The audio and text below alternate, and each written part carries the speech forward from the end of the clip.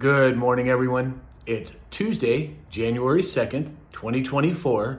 My name is Sam Shalhoub, and it's time for your daily dispatch. Today's dispatch brought to you by MyPillow.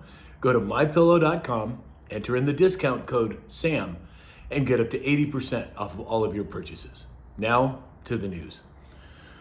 Well, as we get involved and started here in 2024, we have some interesting developments in the last few days. First off, the U.S. is bringing their aircraft carrier, the Gerald Ford, back to the United States, or back away from the Mediterranean. An interesting development given all of that's going on over there right now. According to Inside Paper, Denmark's Queen Margaret II, who has reigned for 52 years, announced a surprise abdication live on TV during her New Year's address. We've talked a lot about politicians here in America not running for re-election. We've talked about governments all over the world stepping down. Looks like this is another portion of that. According to Zero Hedge, Blinken again bypassed the U.S. Congress to send munitions to Israel. Interesting, to say the least. Seems like we have a couple of different governments running at the same time. Japan experienced a 7.5 earthquake yesterday, and subsequently, it looks like there was over 192 additional earthquakes in Japan. I've seen footage of huge ships going over breakwaters. I've seen footage of buildings being destroyed, roads being upended. It's interesting that that's also the place that took a huge earthquake and tsunami back when Fukushima got affected. And now Japan has been hit again. And I say been hit again because there may be something more to this than just a natural earthquake. According to Inside Paper, consumers are rejecting the Great Reset. Growth in gas-powered cars is now far higher than electrics, flipping a trend that's been going on for 12 months. It's unsustainable, they know it.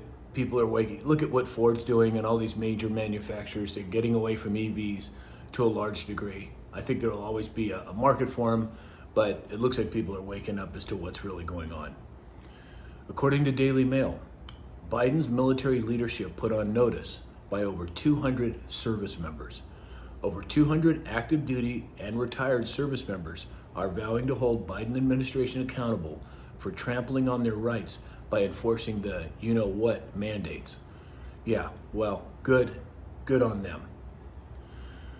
According to Fox News and many other sources, former President Bill Clinton is going to be identified as one of several John Does in previously redacted documents related to Jeffrey Epstein, according to ABC News, Fox News.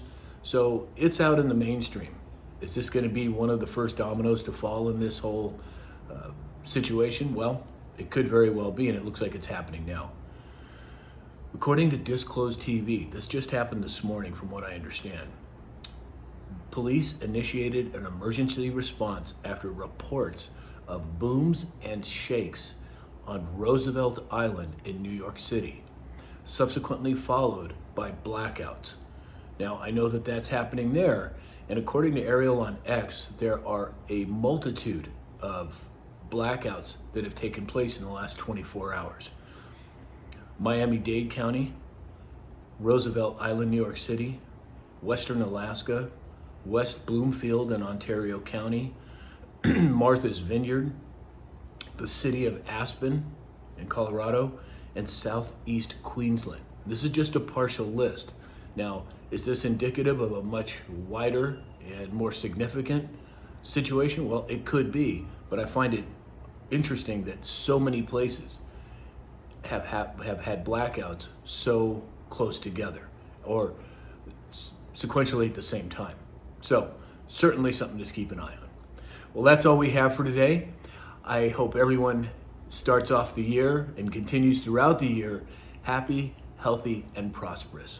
So that's all we have for today. As I've said, please go to MyPillow, that's mypillow.com, Enter in the discount code SAM and get up to 80% off of all of your purchases. Please like, share, follow, and subscribe. And in the meantime, I hope you have a great week, a great month, and a great year. We'll talk again soon.